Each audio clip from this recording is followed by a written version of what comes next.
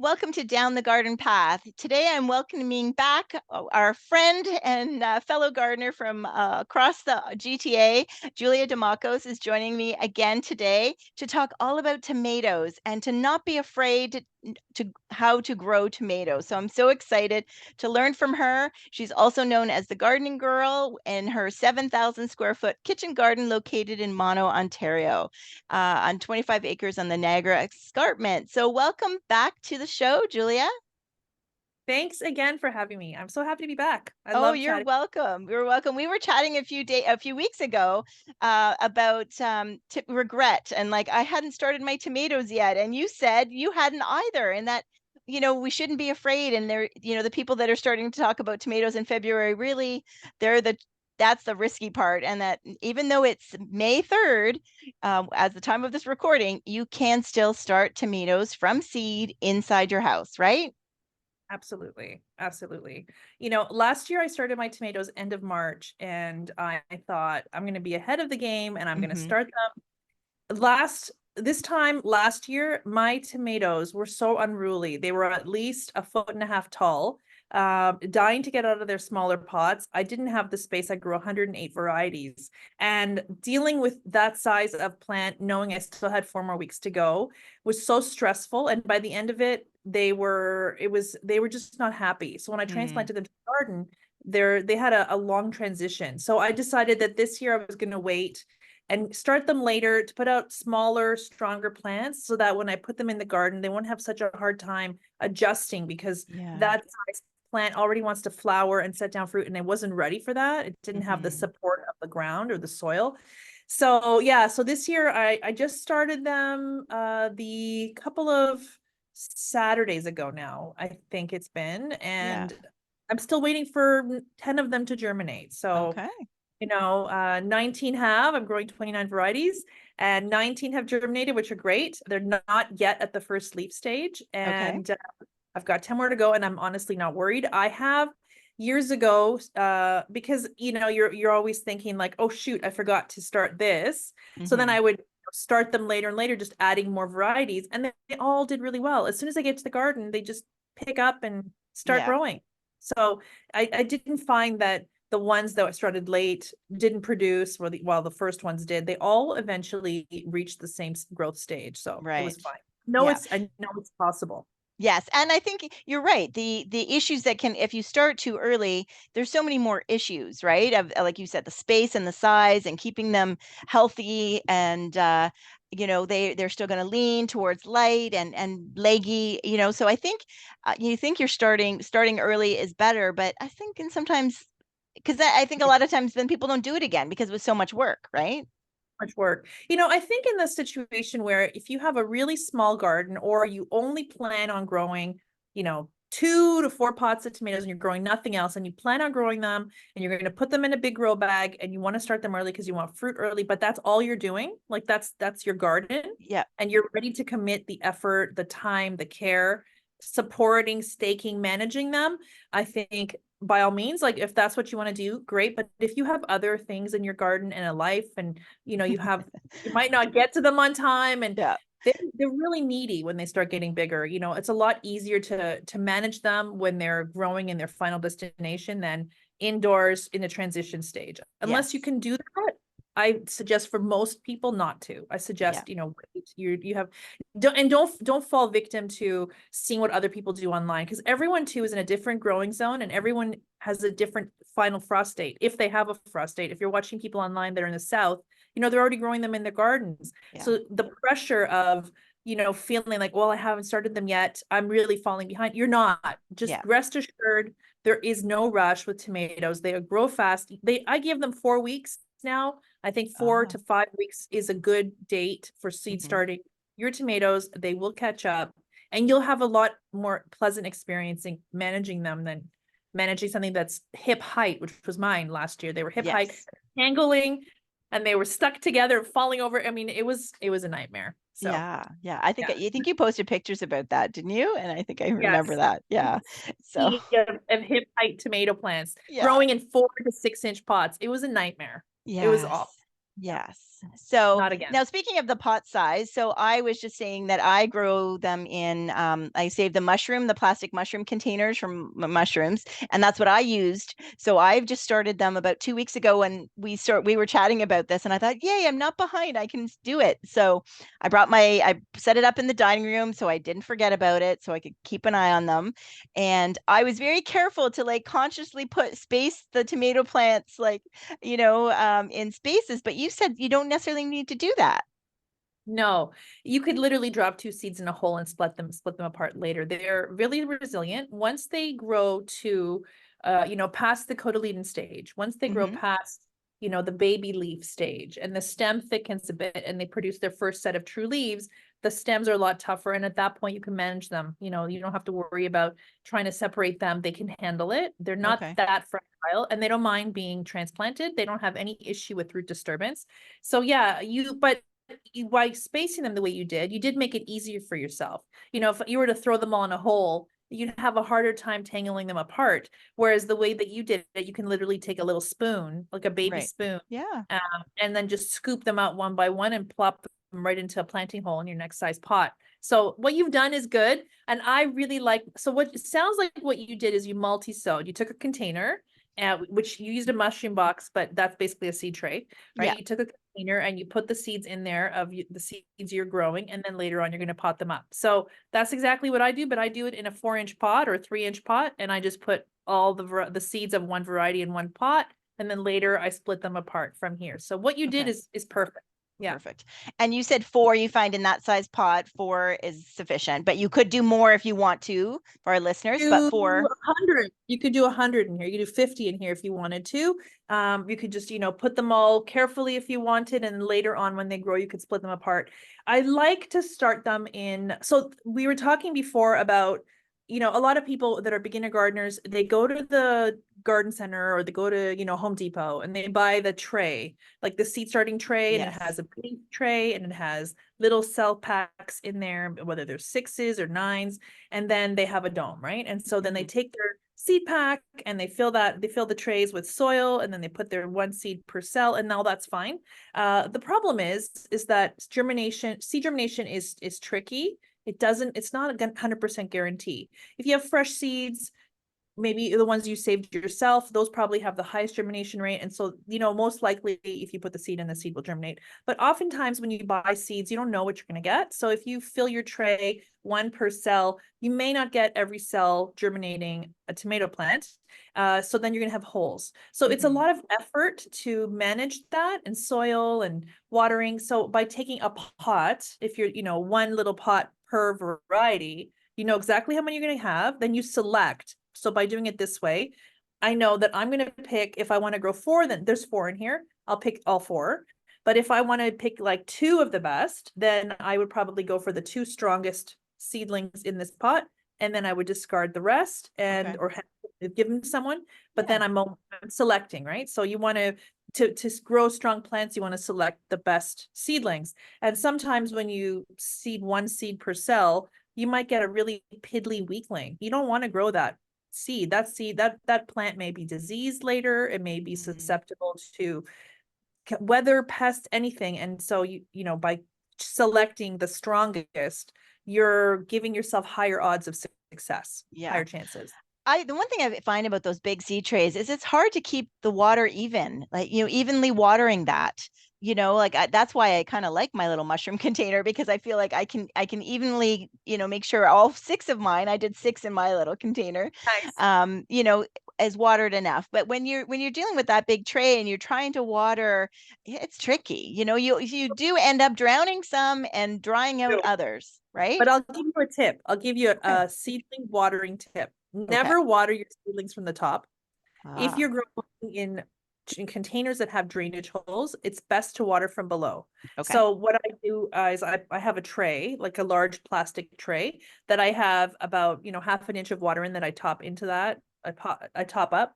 I add my liquid fertilizer if I'm going to do it. I put it right into that tray. It's all mixed. And then I set my little pots or little seed packs or what have you, Okay. cell packs into that, and they wick the moisture from below evenly. So when you pull it up, it's all, you can see that it's damp on the top. You feel it. It feels like it's got some mass Mm, to it, and then okay. it's fully watered. And by doing that too, you're not, I know what you mean. If you try to water, you're going to make a well, Yeah. right? It's going to like the soil will disappear. It'll make it uneven. So by doing it that way, you're getting uneven watering, and also you're preventing dampening off. Dampening off is when there's the Uh, disease on the stem at the base. And okay. by doing it that way, you help to prevent that too. Okay. You know, what's funny is that when I first did them, I did that. Because I put all my little mushroom, I did poke holes, even though they're mushroom containers, I did poke holes in them, and I put water in the tray. And then I don't know, but then I got a spray because I didn't want to do the well, so I got a spray bottle. So I've been spraying the soil, but it's like I almost forgot that I'm in a tray and I could just water from the bottom. So thank you for remembering that, reminding And me of then that. too, like, you can get carpal tunnel just trying to Yeah. Oh, spray, exactly. spray. And how much water comes out of a spray? Like, you're not going to reach the bottom of those roots. Yeah. You're only going to water the top layer, and the bottom will all be dry. And then you'll have to water more often because it'll dry really fast. And plus, the roots are not going to learn to grow down. They're going to grow up because they're in search of that water. So you're better off watering from the bottom. You're also encouraging those roots to grow downwards in search of Down. it. Okay. Perfect. And Yeah. that goes not just for tomatoes, but other things. I'm growing a few Everything. flowers. I'm growing those container zucchinis that you recommended a few years ago. Asante, are they? Yeah. Yeah. Ask. Yeah. Yeah. Yeah. Yeah. So Renee's they're favorite doing seed. great actually. So yeah, so I've got a tray. I limited myself to one big, the tray that I put all my containers on that I could manage. So, I Good. want our listeners to really know that at the beginning of May, you are not too late, Yep. especially because yes, you can wait a couple more weeks and get tomato plants from the grocery store, or from your local garden center, but you're going to get the basic tomato plants, right? There's not going to be a ton of variety, and that's okay if that's what you want. But the advantage of seeds is you can really get some unique varieties. Agreed. Absolutely. And from, I grow a lot of varieties too that come from directly from breeders, from tomato Mm. breeders. So like this one here is called Tundra, and it's from a breeder out of Western Canada. Her name is Karen Olivier. Northern Gardener is her handle on Instagram. Oh, And okay. her tomatoes are probably the best tomatoes I've ever had in my life. They're just, Wow. she breeds the most delicious, succulent, perfect, beautiful tomatoes I've ever seen or tasted. She's known around the world, Karen Olivier. She is amazing. So you can, reach out to her, and you can order seeds from her, or you can buy her seeds from, seed companies that then sell them later. Right. Right. And but so that you'll never find her seeds in the garden center. You'll never find them in a seed packet, and you'll never find them on the shelf, as a seedling. Right. You're never You're gonna never going to do those that. Yeah. varieties. I think I've reached out to her to be a guest on the show, so I'll have to follow up as well. So that's good. Yeah, she's amazing. And the way she explains how she brings them, what she looks for. So it's very interesting. Oh, that's Yeah. good. So let's talk about next steps. So we've got our seedlings growing. You say to wait for the second leaf, the true leaf, before Yeah. so is that when you would then put one in that 4-inch pot, or would you put one in a 6-inch pot? Let's break it down Okay. like really basic So, for, okay. So you're not going to move them. So they're fine in here. Like this is my pot. And let's say you had it in a cell tray. That's yeah. fine. If you prefer to use, like one of these things, you can. So Okay. that's fine. But I like this. I've actually, side note, a cell tray like this is a different plant. I put all varieties in one of these, and that was fine. In a Okay. tiny cell. Yeah. But before you would then remove it from there, it's easier to do so when they've started developing their first true leaf. So this is the cotyledon leaf, the baby leaf, and the stem is really delicate. So I could, if I wanted to, if you have gentle hands and you're very careful and you don't touch the stem, you can literally, separate them with a little spoon or little dibber or widger and set them into the next size pot carefully without touching any part, just by the root itself, and then pushing the soil around it. You can. But if you're not delicate and your hands are, fumbly, Mhm. I would suggest you can wait till the first true leaf starts to develop, and mine is just starting to show. But once it emerges, then you can split them up. And then the next size, you can go into a 4-inch pot, or you can go into a pot this size, which is about a 3-inch pot. Okay. You can definitely go to that size. I would not recommend moving it from this size, like this size tiny plant, into a 1 gallon, Ah, right. because the reason why is because there's a lot of water and a lot of soil in that bigger size container. And if you overwater, you can kill your seedling, because it's too heavy with water. It's too wet, it's too Mm. damp. and it can cause disease and cause it to dampen off and just kill it. Okay. Plants do better in a smaller container than they do floating and swimming in a large one. Yeah. So in that case, I would suggest, go to the next size, go 4 inch. 4 inch is perfect. And then Yeah. if you're started them early and they still have time, like they could be okay in a 4 inch pot till they need to go to the garden, because at this time of year, our final frost date here is towards the end of this month. So it's by that point, I won't need to go up higher. But if I started Right. them in March, I would have to pot them up, and then I would pot them up to, then you can go to a gallon. So from a Right. 4 inch to a gallon, it's fine, or 12 inch. Hmm. But don't go directly from, your little tiny seedling directly into a big pot or a Yeah. grow bag. It would not survive in there. It would not grow well. It would be Yeah. stunted. Yeah, for sure. And when we go to the garden center in a couple of months or a couple of weeks, they tend to be in 4 inch pots, or even the cell packs, right? The 6 cell Yeah. packs. So so yes, they you shows you can do it the same at home. Yep. Um, and so what stage do you start fertilizing? Like, have you fertilized the one that you're showing us? So we are recording as a podcast, but also a video. So Julia's been able to show me some things.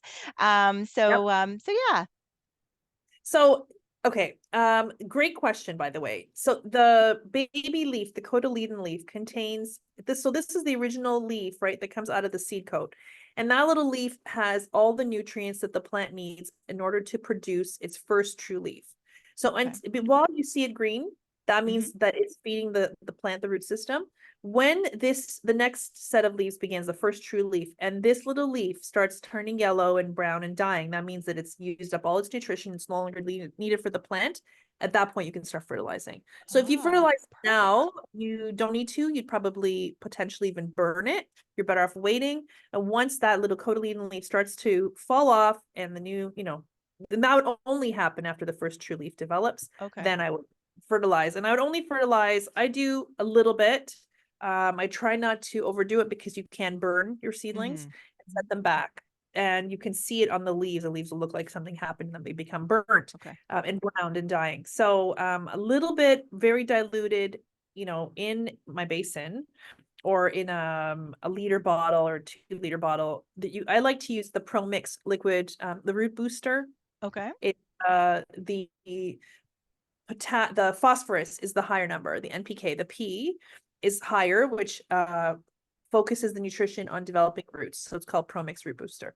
I don't remember the exact ratio right now, but that's the one that I like. And I put like half a capful in a huge container. And there's Okay. the directions are on the bottle. I do that once a week. And I do Once a that week. with pretty much most of the seedlings that I have for the garden, vegetables and flowers, and they Yeah. really help produce strong roots. And then, the plant continues to grow from there. Yes. I That's think it. that's great to know about that, because I think I know I would think that when the early leaves start turning brown, I would think I've done something wrong and that I've killed it. So that's good to know that if you see that not to be worried, wait for that's supposed to happen. And so that is great information, Julia. Thank you. And that applies to anything, to any flowers, to any vegetable plant that has a cotyledon. The cotyledon is just there to feed the plant until it produces the first true leaf, and then it dies. Excellent. Yeah. I mean, we've done a number of shows on growing vegetables, and I don't remember that information. And I think that's really important, because I think we've all thrown away something thinking it didn't isn't doing well. So that's great Yeah. to know. So that is a perfect tip. So next thing I wanted to ask you, that even despite the many shows I've done on tomatoes, is that all tomatoes aren't equal, right? We have our cherry tomatoes and our grape tomatoes. And then, but the bigger classification is determinate and indeterminate. Right. And it's important to know, right? It's important to know which one you have. Right. So in my garden, I grow primarily indeterminates. And the reason I do that is because I have the trellising system already in place. So it Hmm. makes me to grow. And if I have a really tall trellis, I'd rather grow something that will be vining and I could attach to it, which will produce a constant flow. And what with an indeterminate, the tomatoes come in over the season. So I'm not getting a full flush at once. I'm getting, truss by truss by truss, or large tomato by large tomato. So it's spaced out. And so that's how I prefer it. It makes it more manageable for me. A determinate variety is a bushing type. It does not have a vine or a cordon. It grows to a maximum height. On the seed packet or the description online, you will see, a determinate tomato that grow up to 1 to 2 feet, or 3 to 4, or 6, but it's got a maximum height. And then usually with the indeterminate too, you don't remove any suckers. So suckers happen, with a vining, indeterminate tomato, it keeps making new suckers, which become new branches and new entire stems if you leave them, and the plant is like a monster. So you Right. have to move them in order to focus all concentration and growth on 1 or 2 main stems. Makes it a lot easier to manage. Otherwise, it would be sprawling on the floor. And in nature, when they're the wild tomatoes would be ones that just sprawl on the ground and they become like a giant mound, and that's fine. That's where it comes from. But for the garden, it's hard to manage something that is going to be crawling on the ground. And it can be susceptible to diseases and pests and insects. Yeah. And so that's what we do in indeterminate. But a determinate, you want to not remove any suckers because it grows to a maximum height. So every branch is needed, Okay. and all the fruit come in at once, and then it's over. So many determinants are a shorter season variety. You can get determinants that are 55, 65 days. And once they produce all their fruit, they're basically done. So then you can harvest it all and then cut down the plant. And that's how they typically work. That's a determinate versus indeterminate. Then there's Okay. also things like dwarfs and Mm-hmm. micro dwarfs, Mm-hmm. and they can be usually you have to read the description of how tall they'll become. And there are many dwarf varieties that are created. There's the dwarf tomato project, which if you don't have the space to grow an indeterminate, 12-foot tall, 7-foot tall plant, they have similar large tomatoed varieties in a compact size, and that'll be different too. And I don't think you would take off the suckers of that. Okay. Okay. Yeah, because they're dwarfs. And then I want to say one more thing. Micro Sure. dwarfs are tiny, tiny. So those I start indoors early because I grow them in the winter and then I put them out in the garden. But I have about 6 micro dwarfs, and they're this big and they already have fruit forming. Oh, So wow. that one's different. Like they're not unruly. So Yeah. that's, Yeah.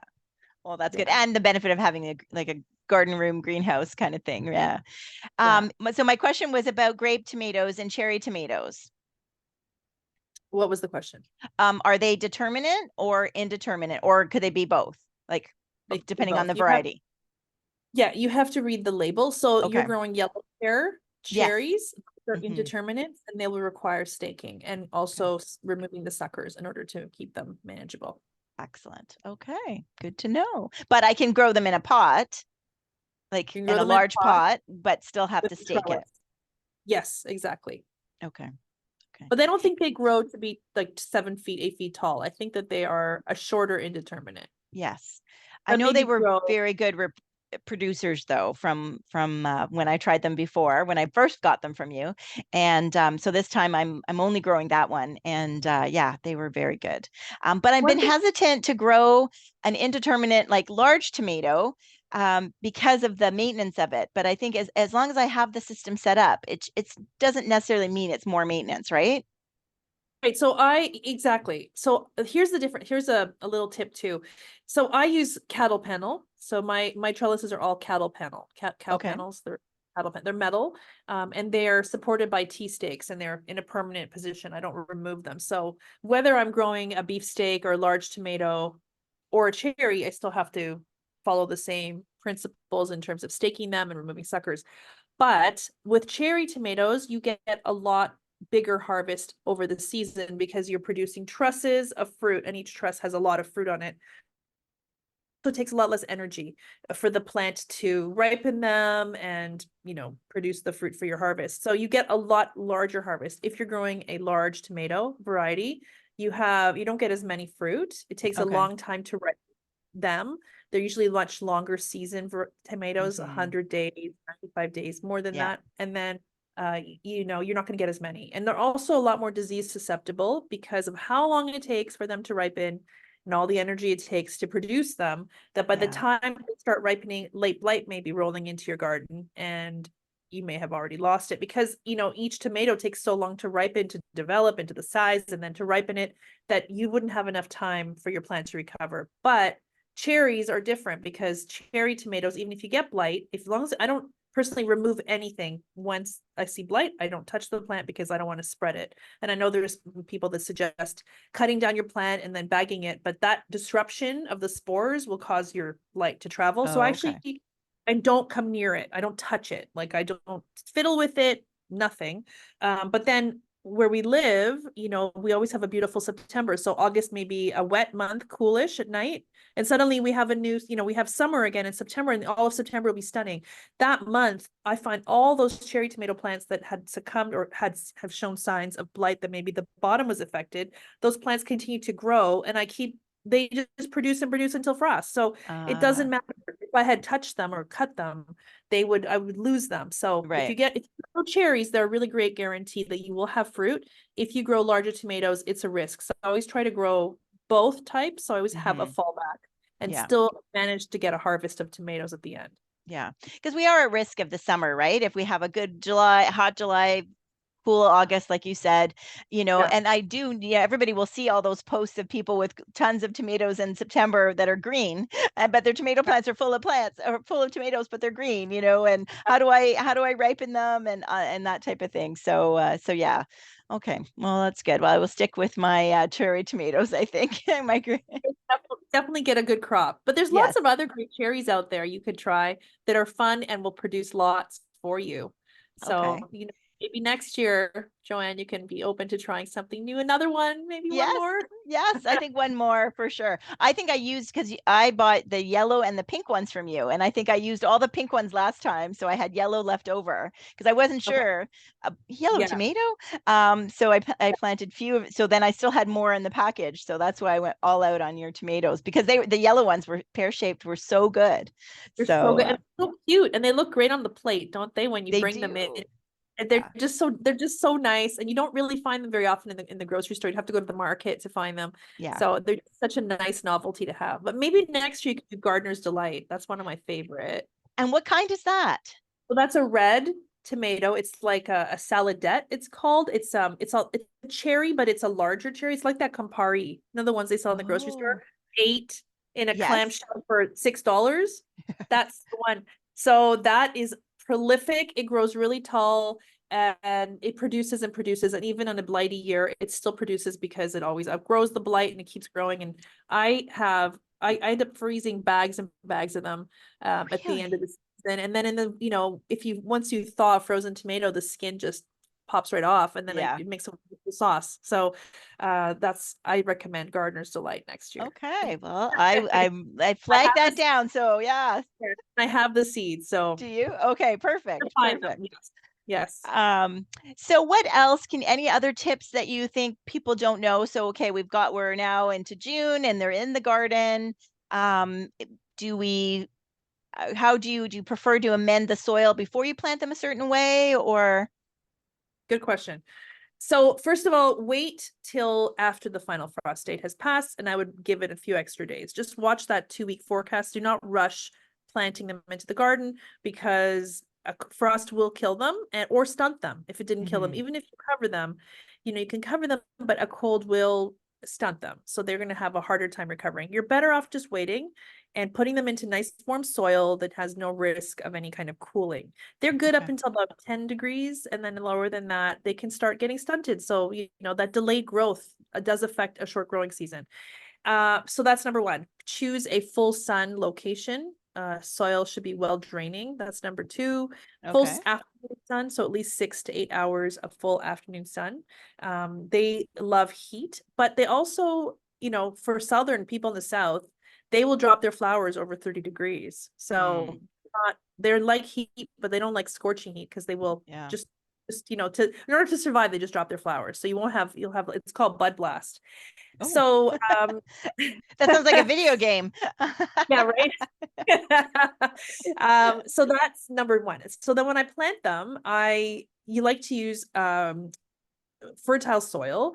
My soil is well draining, like I mentioned, and I never plant tomatoes where I planted tomatoes last year because tomatoes are Rotating.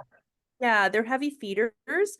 And they also, once they get late blight, I wouldn't want to put a tomato back in where there was late blight because I don't want to make it susceptible in case something was left over. No, I'm not sure about the specific science, but I still think that you should rotate out of something like that. Like I Mhm. wouldn't put potatoes where there was potato blight. Like I had a bed of that last year. So that's going to be off limits for years. Anyway, so when I plant my tomatoes, I dig my hole and I amend the soil with a all-purpose organic fertilizer. It's granular. I like Gaia's Green. Their all-purpose fertilizer is a 4:4:4 ratio. It's just perfect. I do a tablespoon of that in the planting hole. And then I also get like volcanic ash, volcanic minerals, and I do tablespoons of that. That's really great for the microbes in the soil, the minerals in the soil.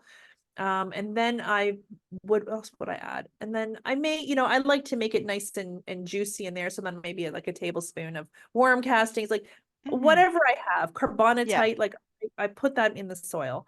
And then I water the soil, the hole, because I want it to be deeply watered so the water is at the bottom, especially if your soil is dry. So I water that hole deeply.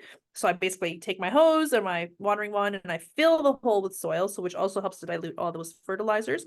Then I pop the plant into that hole and then I close the hole. Okay. And that's how Perfect. I plant them. And they're nice and stable. And then that way also they don't have time, they don't need to struggle as they try to adapt into the soil because they're already nice and wet and they're, in a nice environment. And the next Mhm. day they're not looking limp, they're looking healthy and happy in Yeah. that spot. Well, that's good. Yeah. Okay. Blossom end rot. That's when the bottom of the tomato goes black, right? Yes. Yes. And that seems to be, I know I've been affected by it. Yeah, what do you do in that situation? Or is there a way to prevent that from happening? Or is that just, luck of the draw? Okay, so blossom end rot, a lot of people think it's because there's not enough calcium in the Yes. soil, which is not why it happens. It happens because calcium cannot be absorbed into the cell walls of the plant because Mhm. there's inconsistent watering. So Ah, the only way you'll know if your soil is lacking calcium is if you do a soil test and then you will see what your soil is lacking and what it has. But I don't do a soil test and I feel I don't need to because I feed my soil with compost and all the amendments and it's healthy. There's rich with microbes and worms and all kinds of things. So what I do is as long as you maintain consistent watering, you make sure that the soil doesn't become hydrophobic where it like shrinks back from the sides of the bed. You will see when this happens, right? It's like it's hmm. shrinking. Soil like that causes blossom end rot because even though there could be calcium in that soil, even if you add calcium to the soil. If the plant cannot absorb water into its roots, it cannot absorb calcium. So Okay. when it doesn't absorb calcium, it develops blossom end rot. That is the sign. In order to get that to stop or prevent it once you have it, you just should remove your tomatoes that you see that happening to because they will never ripen properly and you don't want to eat that. I mean, you can cut it off, but it's not pleasant. So just then start watering your soil, Okay. until it's, watered well. And a good rain helps, but if you don't have any rain, you want to make sure you're watering that soil every day until you see the soil is back to normal, moist soil. And Hmm. it takes a while for a plant to recover once it's gotten the blossom end rot because you'll see every fruit for a long time will Yeah. start developing it. Even if it looks perfect at first, it'll still show you a little bit of black at the end. The bottom, It just yeah. starts coming. So it takes a while, but the way to prevent it is by watering Watering. That's regularly with good great rain. information because I think there's a lot of people out there like, oh, add more calcium, add more eggshells, add more milk, like, Epsom salts, like all the Don't do that. things, right? Don't add the milk. Don't add the eggshells. So eggshells do not break down that fast. So if you I if know. you like crushed up your eggshells and put them in the soil, they're just sitting there. It takes a long time for eggshells. Even if you put eggshells in your compost and they've sat there for 7 years, and you go back in that compost and you dig your compost out, you're gonna see your eggshells. They don't disintegrate. It takes a long time. So to do eggshells is just for your own peace of mind, but it's not doing anything. Yeah, Um, Instead, just water your soil really water the well. soil. And do you Water. fertilize with every watering or do you just fertilize once a week? I don't fertilize anymore. So Oh, I okay. fertilize the planting hole. And because I top my Oh, beds with compost, I okay. top my beds with compost at the end of the growing season, whether Hmm. it's like a sheep manure, a garden compost, or I do worm castings. And then it sits all winter. And then next year I I fertilize the planting hole and I don't water. I don't fertilize again. My garden is so big that if Yeah. I went around with some kind of sprayer every week and did that, I would have no time to do anything else. You know, it Yeah. takes ages just to water the garden. I barely water it. Like I water my tomatoes because I need to, but if we have rains, I'm good. I make sure that the things that need water get water, but not everything does. And once everything is established, it's fine. It's just that transition. Now, if you're growing in a pot or you're growing in a smaller container, they tend to dry much quicker. They do dry much quicker, especially in heat. Mm-hmm. So those need to be watered once to twice a day. So if you're growing tomatoes in a pot on your deck, by the time the nighttime comes, even if you water in the morning, it's dry again. So you got to Yeah. water those twice a day. Especially if you're growing in plastic or a black container that's absorbing so much heat that the Yeah. soil, those pots produce much easier blossom end rot. But I Okay. grow in a raised bed. My raised beds are deep. They receive a lot of moisture, and they don't usually get blossom end rot because they receive water. So Mm-hmm. watch what you grow it in. A small raised bed, like little ones that they have for your deck. I think they're pots more than raised beds. A raised bed Yeah. is a big structure with a lot of soil, right? Yeah. But a small little like cutie little veggie trugs and all that, those need more watering More because they water. dry quick. And Okay. then you'll prevent blossom and rot. Okay. Yeah. Excellent. That is great advice. We added a soaker hose to so we plant in the ground, but it's still not very deep. It's not because we have a pool, it's edged in concrete. It can only, go so far. And Yeah. so we, and my son, really the vegetable garden he started. So it's in his mind, it's his garden. So he will water it once a day and often I'm reminding or he's asking me, Mom, can you water it today? And now he's Yeah. working full time. So I'm going to be watering it. So I said to him, I think it needs more consistent water, like, the shocking it once a day and then it's not enough. So we did add a soaker hose. So I'm hoping that will help. That will help. That 100% will help because if you shock the soil with water and you do a quick watering because you're busy and you don't know where that water is going. Is it rolling off the top and down the sides? Yeah. Is it how much did you actually give? Is it just a tiny amount? So the best way to check is to put your finger into the soil to your second knuckle. And if you feel moisture everywhere, then you've watered enough. But if you do that and it's dust, it's Yeah. dry, then you didn't water enough. So Okay. it's got to be to water properly. Soaker hose is great, or like an irrigation line or something. Mm-hmm. If it's a slow release, which Yeah. allows that soil to slowly absorb the water and reach a deeper level in the soil. A quick watering is not going to work. It's always got to be slow. So in my garden, because it's big, and if I stood there and waited forever, I'd never get done. What I do is I don't have irrigation because it's too big. I don't never set it up. It's just too difficult in the space that I have.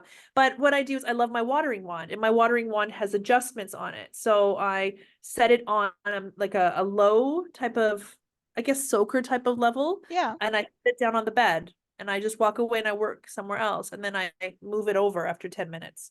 And so by doing it that way, I'm able to water deeply. Mm-hmm. I'm also able to attend to any issues. I can keep an eye on my tomatoes. Maybe I'm going to be pruning off suckers, working, tying things up while I'm watering Yeah. and moving along. And I think that's how people should just take their Yeah. time With but that kind it's of thing. definitely, and soaker hoses, you can buy them at the dollar store now. They sell them Yeah. every inexpensive ones, right? Yeah. So if it's not, it doesn't have to be expensive. It's 7,000 square feet, it becomes complicated. Yes. But if you have a bed, it's not complicated. Yeah. It can Yeah. easily do something. Exactly. And I think the benefit of that being a raised bed too, because ours isn't, when he does that fast watering, like how much of it is going into the neighbor's driveway behind us, that kind of Where's thing. it So channeling? Where is it like exactly. pooling somewhere else? You don't know where it's Yeah. going. That's Yeah. a good So idea. that's something for our listeners to really watch. Where does that water go? And even you could even test that out before you even put your plants in, right? Like give practice and kind of see, and is it getting deep? And what you said about your finger, I know because watering can be an issue even with ornamental plants that a lot of my customers grow.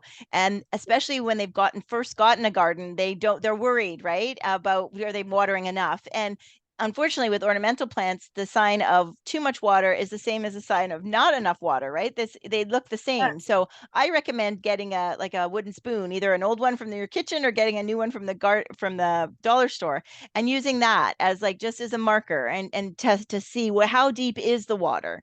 And with Yeah. tomatoes, you don't have to go as far, but I think that's still a trick to have add a wooden spoon to your gardening tools, and that's a good way to kind of keep an eye, whether it's a deep plant, whether it's a new tree that you've planted, or a tomato plant, or a zucchini plant that you've planted. It's a good Yeah. way of monitoring, like, did I do a thorough enough watering? And then Yeah. I'm not because if you put it through and you come up with a whole bunch of mud and a lot of wet, then you've watered too much, right? Yeah, yeah. I think that if you start by planting, filling the hole with water before putting the plant in, I think you give your plant a really good head start and you don't have to worry about watering so urgently the next Mm, day. And we do the same thing in our perennial gardens here too. Whenever we're putting in a perennial plant, my gardener, she digs a big hole and then she puts a bucket, like a 5 gallon bucket of water. She fills that hole with water, lets it go in, then she puts the plant in. And at least that way, that much planting hole depth is watered below that. So yeah, you've got extra depth of water and you're not as worried about it trying to reach the plant's roots. If you just plant it into dry soil, then try to water from above, it's not going to have a chance to reach. You're going to have to let it run for a while. So that yeah. bucket of water, or fill the hole with your watering wand before putting the plant in, is a easy idea. And I really like to kind of do it when there's still water in the hole before it all drains away, like before it Ah, absorbs. So that yeah, way it sucks into the plant's roots as well. right And it away. kind of helps to anchor the plant in place. Excellent. Excellent. All right. Well, what else do you think? Like, do you have any other tips or other? We want to leave our listeners with another. Not what we're talking. Not to be afraid of beginning of May starting your seeds for tomatoes. And once they get into the garden, or do you have any other tips you'd like to share with them? Well, make sure you harden them off Ah. before you put them in the garden. I know that seems, maybe some people will be like, that's obvious, but some people it's not, because you Hmm. think the weather is nice, and it seems okay, but like you have to watch that final forecast, the final frost date, and you have to watch past the final frost date. So don't put in too early, even though we're having nice weather now. You never know. Our Right. climate is unstable. This is unusually warm now, but we could get a snow. We've had frost June 3rd, so you have to really watch Yeah. what's happening. And before you put them in, you want to make sure that you harden them off. And hardening off takes time. It's about 2 weeks in length, so you could start Oh, now, or okay. not now, but I would start Yeah. mid-May. Start putting out your plants, unless your final frost date is like May 20th. I don't know, depending where you're located, but give it 2 weeks before your final frost date. Start putting them outside, even nice days. Just bring them outside, let them have some sun. Gently, Right. slowly, with protection. Put them under like a covered porch, or somewhere where they're not Umbrella. Like, could you set up the umbrella and yeah. can set up the umbrella, because initially when they're sitting indoors, even if they're under grow lights, the sun is much stronger than grow lights, Mm, plus the wind, plus rain, plus all kinds of disturbance is a lot. So you give them some time, and every day you increase the time they sit outside in the open by an hour. By the week's end, they're in there most of the day, and then you can start leaving them overnight. If there's suddenly a frost coming, or the temperature drops below 10, I would bring them in, cover them again, because they don't like that cold. And hmm. even if you're buying them at the garden center, be aware of that too, because they're not putting them outside Yeah. generally when they're selling them to you. They're covered by a greenhouse, Yes. right? That's Very, very warm, right? That's very very warm warm. and very There's no protected. wind. There's no wind. There's Yeah. no rain blowing. There's nothing going. The wind's not moving sideways. It's not torrential. So again, you still have to you can't. I would not trust. Greenhouse grown tomatoes. They come from a much larger greenhouse. They go to a smaller, when they're but from the supplier. Then they put them in their Mhm. greenhouse. They look lovely, and they still need time. Yeah. Another thing I want to say too is you're better off getting a smaller plant from the greenhouse than one that is flowering. Sorry, the one that's producing fruit. So Okay. when you go and see the tomato plants, especially if they're indeterminate varieties, if they're determinate, you could pot them up a bit. They're going to stay small. But if they're an indeterminate, like a beefsteak, they're all indeterminate. Don't take the one with fruits on it, because it's sitting in a small pot. And those roots are stressed because all the energy is not growing towards producing roots and leaves. It's going towards producing that fruit and ripening it, right? Creating all that energy. Then you're going to take that plant, put it in your garden, and it's like it's not as healthy because it's focusing its energy in the wrong place. You're better off taking a smaller plant. It'll be easier for it to adjust the soil. It's not putting its energy in the wrong place. It's putting its energy in growing, and then it'll grow and develop fruit in your garden. So don't be tempted by that expensive tomato plant with fruit. You're better off getting a smaller one. It will be much better in the long run. That's Mhm. my tip. Yes. Save your Perfect. money.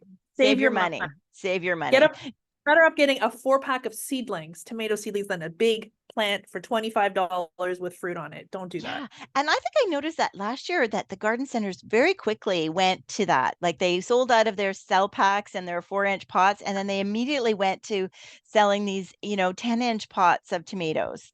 Yeah, and 10 Um, inches is still too small for a tomato plant. So if yeah, it's making fruit in a 10-inch pot, that is a stunted plant. It's stunted. It's going to need time to, yeah. I'm sure that the roots too are all wound into each other and it's root bound. Like it needs, Hmm. that is not, I mean, if they're selling it to you in a grow bag and it's going to stay in a grow bag, it's a different story. But a 10 to 12-inch pot, that's still too small for a tomato plant. Their Yeah. roots are extensive. So I would not recommend it. It's a waste of Okay. money. Yeah. Excellent. Same. Oh, well, thank you so much. I'm like crash course in growing tomatoes, and I always Excited? love Aren't chatting you? with you. I'm so I am excited. I'm so very excited. excited. Wait. Yeah, I know. We're counting down the days and the weather just needs to cooperate. But I do want to say, like what you talked about with the weather, I believe it was mid-May last year that certain pockets of Ontario had ice storms. And I know a good friend of mine in Lindsay, like their whole garden, ornamental and vegetables, they lost it all. Yeah, You know, and so worth. we really are dealing with erratic weather. So the slower Yeah. we do this, there's no hurry, there's no rush. Take your time. No, we're excited, right? We're Yeah. all very eager and we can't wait, but the time is there. You should not rush it because all the hard work you put into growing those seedlings, if you lose them because you put them out too soon, you were too excited, it's just not worth it. You'll still Yeah. get fruit. And if anything, you're going to stunt the growth of those plants. They're not going to produce fruit any faster because now they've experienced shock from cold. So just Mhm. wait, wait. I believe in patience. You'll always we'll get there. We'll just Yeah. get there. So Excellent. much better way to go. All right. Well, thank you with that note. Patience, patience. And thank you so much, Julia, once again for joining me down the garden path. Thank you again for having me. I'll be back Oh, anytime. anytime. Excellent.